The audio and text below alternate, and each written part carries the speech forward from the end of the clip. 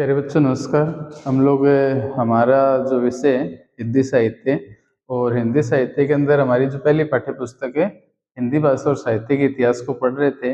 हम लोगों ने कल पढ़ा कि जो आदिकाल है और आदिकाल वीरगाथा काल और उसकी जो परिस्थितियां और प्रवृत्तियां और उसके प्रमुख जो रचनाकार हैं और उन रचनाकारों के अनुसार जो सब हम लोगों ने परिस्थितियों को पढ़ा, प्रवृत्तियों के बारे में भी हम लोगों को अध्ययन करना है।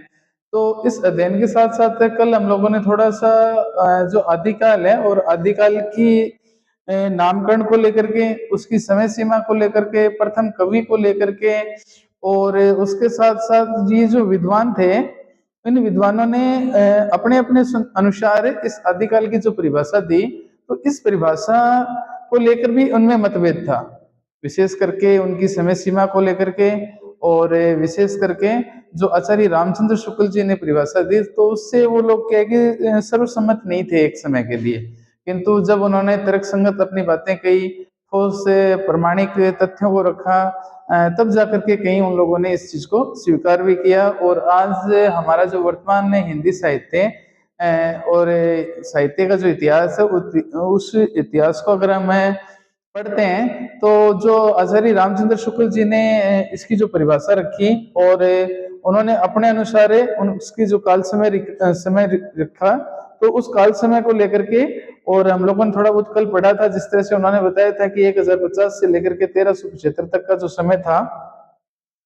वो आपका आदिकाल था और इस आदिकाल को ही वीरगाथा काल कहा गया। उसके साथ साथ थोड़ा सा अगर कल वाले पर हल्का सा पीछे एक कदम और पीछे रख करके और हम लोग थोड़ा सा देखें, उसके बाद हम आगे चलते हैं। क्योंकि कल हम लोगों ने जो अलग अलग विद्वानों ने समय सारणी बताई थी उसका अध्ययन किया। आज जो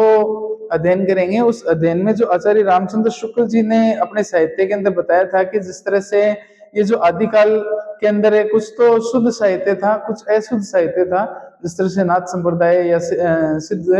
सिद्धों को लेकर के या जैनों को लेकर के, तो उन लोगों ने उसे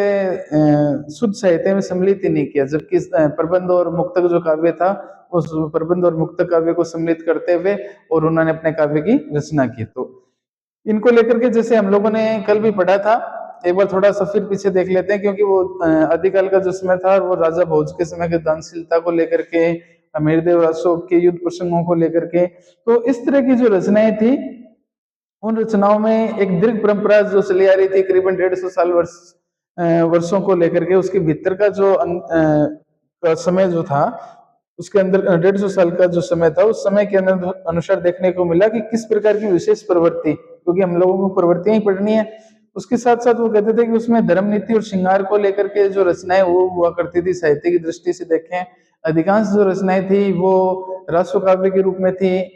वीरगाथा काल के वीर रस के अंदर थी, ठीक है, ओजस्वी शैली के अंदर थी। तो उस समय का जो साहित्य रहा और आज का जो साहित्य है और उस समय की साहित्य की जो तत्कालीन परिस्थितियां और प्रवृत्तियां रही, तो उन प्रवृत्तियों पे हम लोगों को प्रकाश डालना है। तो इसी क्रम में हम लोगों ने थोड़ा बहुत पढ़ा था कि उस समय के जो अधिकांश कवि थे वो दरबारी कवि हुआ करते थे, अपने राजा के आश्रय में पल रहे थे और उन्हीं के पराक्रम और उनकी जो सूर्य गाथाएं, उन गाथाओं का वो लोग वर्णन किया करते थे।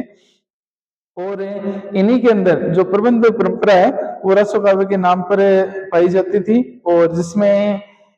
जिसको लक्ष्य करके और उस काल की जो वीर गाथा या वीर रासो काव्य की जो रचना है वो की जाती थी। अब इसी क्रम को लेकर के जिस तरह से शुक्ल जी ने कहा था ना कि जनता की चित्तवृत्तियों और कवियों की मनोवृत्ति के आधार पर आदिकाल का जो नाम है वो वीरगाथा काल रखा गया। और उसके साथ साथ के तर्क आधारित सत्य होते हुए भी प्रीति संकीर्ण है और इस कारण 8वीं शताब्दी के प्रारंभ से सारा साहित्य है वो इसके अनुसार माना जाता है। और उसके पश्चात कहा जाता है कि उस समय एक तरह से सांप्रदायिक साहित्य कहकर के उसका बहिष्कार कर दिया गया था। क्योंकि जो हिंदू और मुसलमान है और हिंदू और मुसलमानों को लेकर के जो युद्ध और प्रसंगों का जो वर्णन किया गया, तो उन युद्ध प्रसंगों को लेकर के उन्होंने बताया कि ये तो क्या है कि एक जातिवाद सा हो गया, ठीक है। और जातिवाद इसलिए कह सकते हैं हम लोग क्योंकि जो हमारे खुद के जो शासक थे, वो शासक तो क्या है कि आम जनता से तो उनको कोई लेना देना ही नहीं था। और ये जो शासक थे वो एक तरह से क्षेत्रीय या ये सामंत कह सकते हैं कि क्षेत्रीय चारण जाति के हुआ करते थे। या अन्य कहें, तो वो लोग क्या है कि उनसे लोहा वगैरह लेते थे। तो इस तरह से उन्हें लगता था कि एक तरह से ये जो कह सकते हैं कि टकराव जो है वो अपना एक जातिवाद को लेकर के, हिंदू राष्ट्र और मुस्लिम साम्राज्य की स्थापना, तो इनको लेकर के एक तरह का चल रहा है। तो इस वजह से उसको एक बार तो क्या है कि साहित्य से बहिष्कार कर दिया इस चीज का, ठीक है। लेकिन जब पर वह साहित्य का अविभाज्य अंग रहा, जरूर इसको ऐसा किया गया, किंतु वो क्या है कि उसके साथ ही जुड़ा रहा। जिस तरह से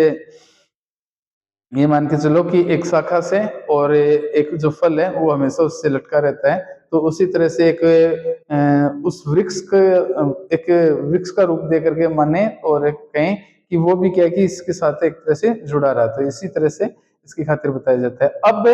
जो आचार्य रामचंद्र शुक्ल जी ने इसका तर्क संगत बात कही, और उसके साथ साथ इसमें बताया कि उनकी जो रचनाएं थी, उन रचनाओं के अंदर 12 रचनाओं को शामिल किया गया। उन्होंने बताया कि उस समय जो अधिकांश साहित्य था वो रासो काव्य के रूप में रचा जाता था। जिस तरह से एक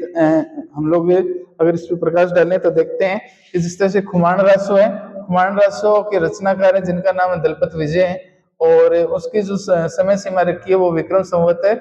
1180 से लेकर के 1205 तक का जो समय था वो आपका खुमान रासो का था। इसी क्रम में बिसलदेव रासो, बिसलदेव रासो, बिसलदेव चौहान, बिसलदेव नाम से 4 कह सकते हैं कि इतिहास में शासक हुए, किंतु यहाँ जो वर्णन है वो बिसलदेव तृतीय का है।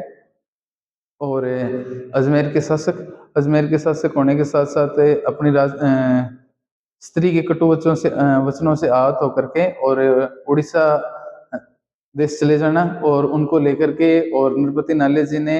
राजमती के वियोग को लेकर के और विशलदेव के चरित्र चित्रण को लेकर के बड़ी सुंदर रचना की, जिनकी रचनाकार नृपति नाले, उनकी रचना का जो समय है वो 1212 माना गया। इसी क्रम में जो अगले रचनाकार आते हैं पृथ्वीराज चौहान, हिंदू और राष्ट्र के या कह सकते हैं कि अंतिम शासक, और मोहम्मद गौरी के साथ 1191-92 में युद्ध हुआ, और उसमें 91 में पृथ्वीराज की विजय हुई, 92 में गौरी की विजय हुई। चंद्रबरदाई द्वारा रचित रचना या चंद्रबरदाई कह सकते हैं कि कहने का मतलब प्राचीन समय के जो कवि हुआ करते थे वो भी एक कुशल योद्धा होते थे, वो भी रणभूमि में जाया करते थे, और रणभूमि में जाने के बाद वो जो हताश निराश या कह सकते हैं कि उस युद्ध के अंदर एक तरह से ओजस्वी गीत गा करके, ओजस्वी कविता को प्रस्तुत करके और उनका हौसला अफजाई किया करते थे। तो यहाँ जो चंद्रबरदाई जी हैं, और जब पृथ्वीराज की आंखों के अंदर जो सलाखें डाल दी थी, तो उन्हीं को लेकर के जो चंद्रबरदाई जी ने ना और ऐसे कुछ शब्दों का वर्णन किया या ऐसी उत्कृष्ट रचना को गाया जिससे उन्होंने शब्द वेदी बाण है वो पृथ्वीराज जी ने चलाई। तो इतिहास में इन शब्दों की भी अपनी एक कह सकते हैं को एक विशेष स्थान मिला उनको, और उन्हें चलते बताया जाता है कि शब्द वेदी बाण, शब्द वेदी बाण, तो उन बाणों से और उन्होंने अमुक शब्द और उनसे उन्होंने गौरी को भी एक तरह से क्षत विक्षत किया। तो इस तरह की जो रचनाएं हैं वो रचनाएं पृथ्वीराज चौहान जो रासो है उसके रचनाकार है चंद्रबरदाई। जयप्रकाश भट्ट केदार, जयप्रकाश के जो रचनाकार हैं वो भट्ट केदार हैं, उनकी रचना 1225 के अंदर। जयमेघ जसराज चंद्रिका, उनके रचनाकार मधुकर, उनकी जो समय सीमा है वो 1240 से लेकर 1240 विक्रम संवत से मानी जाती है। परमाल रासो, उनके रचनाकार जगनिक हैं, जगनिक भट्ट कहें या जगनिक कृत, तो उनकी रचना का जो समय है वो 1230 का है। उसके बाद खुमान, माफ करना खुसरो, अमीर खुसरो पूरा नाम, रचना उनकी रचनाओं के नाम पहेलियां, मुकेरियां कह सकते हैं, ठीक है। और इनके जो गुरु थे, उनके गुरु के देवासन के बाद निजामुद्दीन औलिया, उन्होंने कहा कि खुसरो अब यहाँ रुकने का कोई मतलब नहीं है, क्योंकि उनके उनकी एक जो पहेली आप लोगों को मैंने पहले भी चर्चा की, और उनकी जो पंक्तियां गोरी सोए से इस पर मुख पे डाले केस से चारों ओर अंधेरा हुआ चल खुसरो अपने देश, अर्थात तुझे अब कोई ज्ञान और शिक्षा देने वाला नहीं है, तुझे इससे कह सकते हैं कि लौकिक समाज से और अलौकिक ब्रह्मा की उपासना करने की बात, और उसके साथ साथ समाज से जुड़ी हुई जो शिक्षा उनको देने वाला कोई नहीं रहा, तो उसको लेकर के उन्होंने सुंदर पहेलियों की रचना की। तो इनकी जो रचनाएं हैं वो रचनाएं भी आपकी आदिकालीन साहित्य के अंतर्गत आती हैं, और इसकी भी समय सीमा 1230 रखी गई। विद्यापति की पदावली, विद्यापति अपने आप में एक मैथिल कोकिल के रूप में, कवि के रूप में वे अब यहाँ चल करके अगर देखें तो थोड़ा सा बाद में हम लोग इसका जिक्र करेंगे, लेकिन पहले थोड़ा सा पढ़ते हैं कि विद्यापति की जो रचना है वो 1440 के अंदर हुई। कीर्ति लता, कीर्ति पताका उनकी 1460 के अंदर। तो उसके साथ साथ विजयपाल रासो के रचनाकार नल सिंह भट्ट 1350 में, और हमीर रासो जो अपने कह सकते हैं कि राजस्थान के अंतिम हिंदू शासक है, जिन्होंने अलाउद्दीन खिलजी से रणथंभौर के शासक अलाउद्दीन खिलजी से लवा लिया, तो उनकी रचनाएं सागर कृत द्वारा 1357 के अंदर। ये आचार्य रामचंद्र शुक्ल जी की 12 रचनाएं। अब 12 रचनाओं के अंदर अंतिम जो 4 रचनाएं हैं, उन 4 रचनाओं की खातिर बताया जाता है कि ये जो रचनाएं हैं वो रचनाएं अपभ्रंश से मेल खाती हैं। ये जो रचनाएं हैं वो अपभ्रंश से मेल खाती हैं, ठीक है, ये रासो काव्य के अंतर्गत नहीं आती। तो इनका अपना एक मत था, और उसके साथ साथ जिस तरह से मैंने बताया कि इसमें अंतिम 4 रचनाएं हैं वो अपभ्रंश की बताई इन्होंने। उसके साथ साथ जिस अंतिम के अंदर जो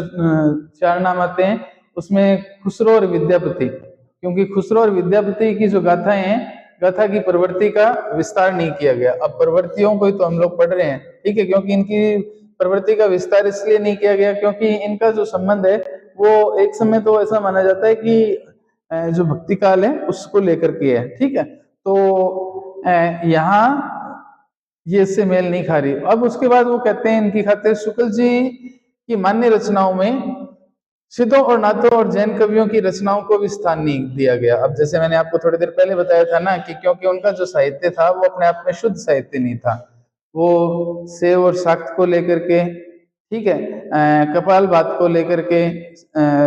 जो सिद्धियां थी उनको लेकर के, जो कह सकते हैं कि जो जैनों के अंदर सरप्पा और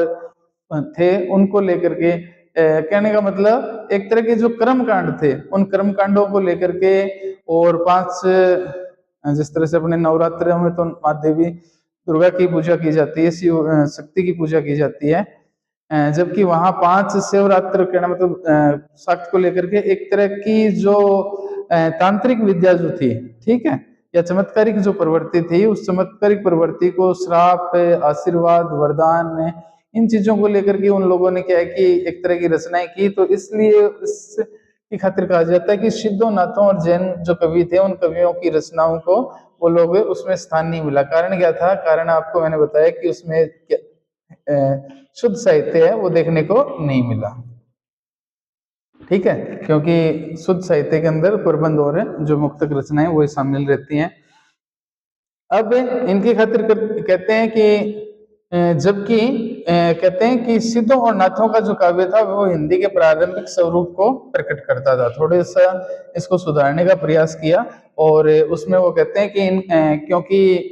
एक तरह से देखा जाए ना तो जो राहुल सांख्यायन जी हैं अपने आप में विशेष पंडित जी, ठीक है, तो उन्होंने क्या किया कि सिद्धों को लेकर के, नाथों को लेकर के, और उस समय आदिकाल के दौरान जो साहित्य रचा गया तो उस साहित्य की खातिर उन्होंने विशेष प्रकाश डालने का प्रयास किया या विशेष जोर दिया, क्योंकि उनका मानना था कि सिद्धों और संतों की जो वाणियां हैं उन वाणियों के अंदर एक तरह से कह सकते हैं कि 2 प्रकार की स्तुतियां देखने को मिलती हैं। और उसके साथ साथ उन्होंने जिस तरह से इसके बारे में बताया तो वो कहते हैं कि राहुल सांख्यायन सिद्धों की वाणियों, सामंतों की स्तुतियों स्तुतियां 2 ही प्रवृत्तियां प्रमुख थी। अब इसमें बताया कि ये जो 2 प्रवृत्तियां हैं, फिर प्रवृत्तियों का जिक्र आ गया कि ये चीजें उसमें देखने को मिली। जबकि आचार्य हजारी प्रसाद द्विवेदी हैं, उनका मानना ये है कि ये काल रासो, प्रेमी, उसके साथ साथ रूढ़िग्रस्त, सजग, सचेत कवियों का काल था। अब उसकी खातिर बताया जाता है कि ये जो आदिकाल है या वीरगाथा काल है, उस आदिकाल की खातिर बताया जाता है कि ये जो कवि ये जो काल था, जिस तरह से इन्होंने इनको रासोकाल नाम दिया, इनके अनुसार इसकी समय सीमा 1000 से लेकर के 1400 तक की मानी। ठीक है। और उसके साथ साथ इनका मानना था कि ये जो काल था वो राष्ट्र साहित्य को लेकर के, प्रेमी प्रेम प्रसंग को लेकर के, रूढ़िग्रस्त प्राचीन समय से चली आ रही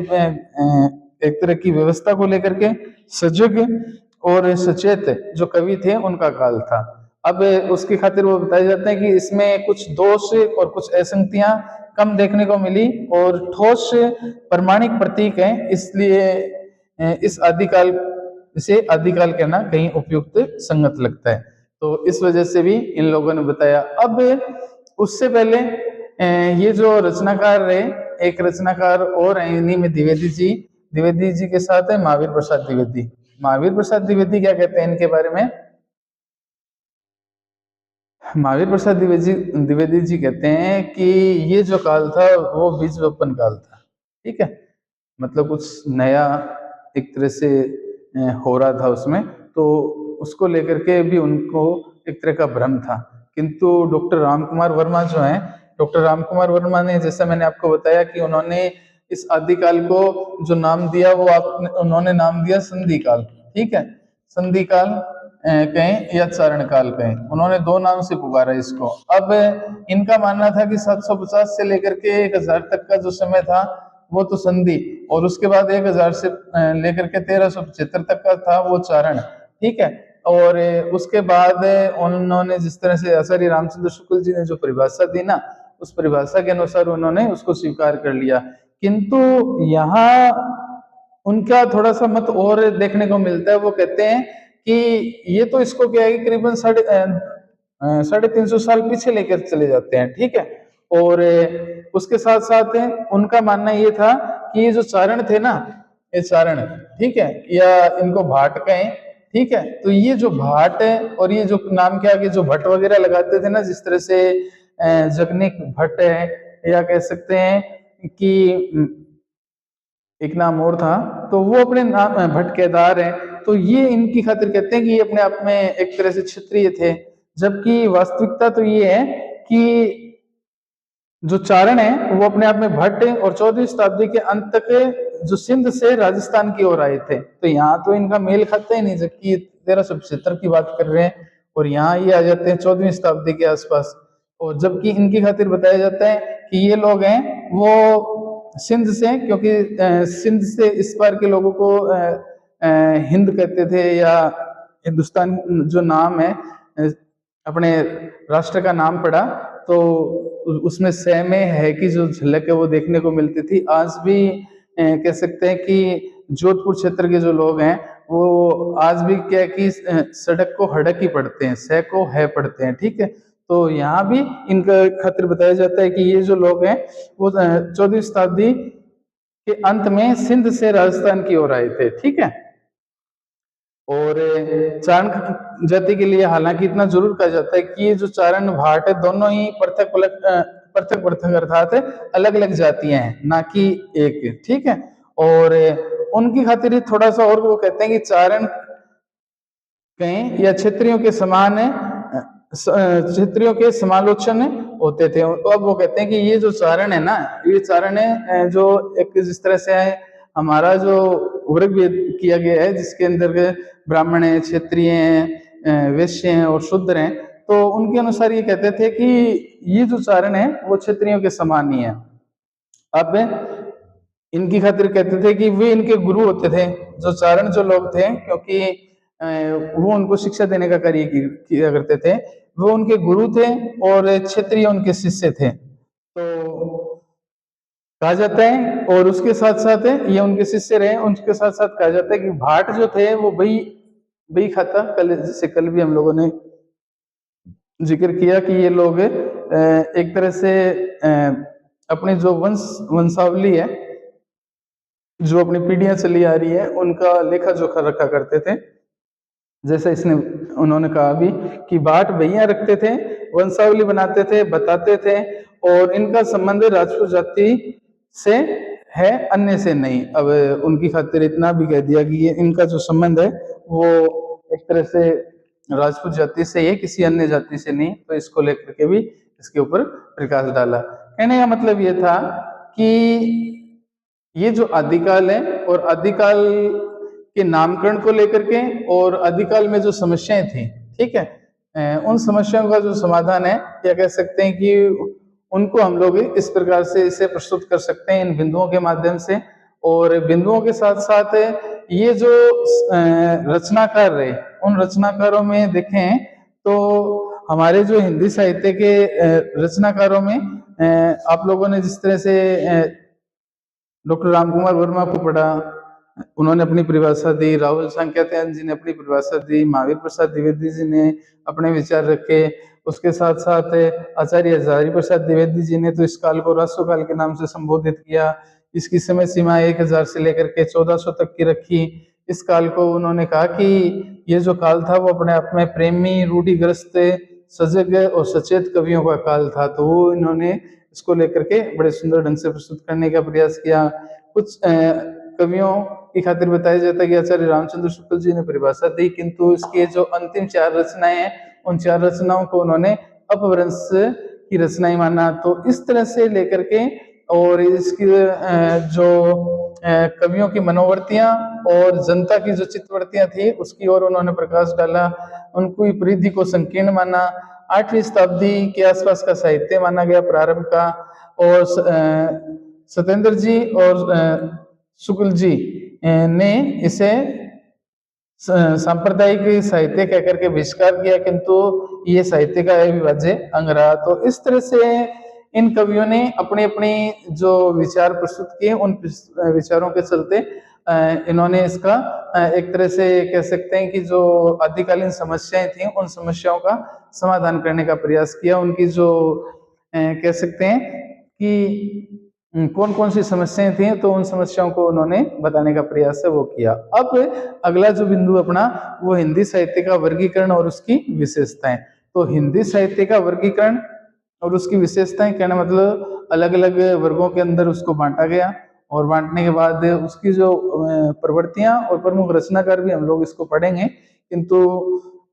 उससे पहले थोड़ा सा उस पर प्रकाश डालना भी आवश्यक हो जाता है। तो ये जो चीजें हमें पढ़ने को मिली, उसके साथ साथ ये जो साहित्यकार, उन साहित्यकारों की अपनी अपनी रचनाएं, और परीक्षा की दृष्टि से देखें तो प्रत्येक राष्ट्रों के अपने एक रचनाकार रहे हैं। तो इनकी जो समय सीमा और इनके रचनाकारों के नाम आपके सामने है, और इनका जो अध्ययन है वो एक तरह से आवश्यक हो जाता है। तो बाकी जो हिंदी साहित्य का वर्गीकरण और उनकी विशेषताएं, उनके बारे में हम लोग कल पढ़ेंगे।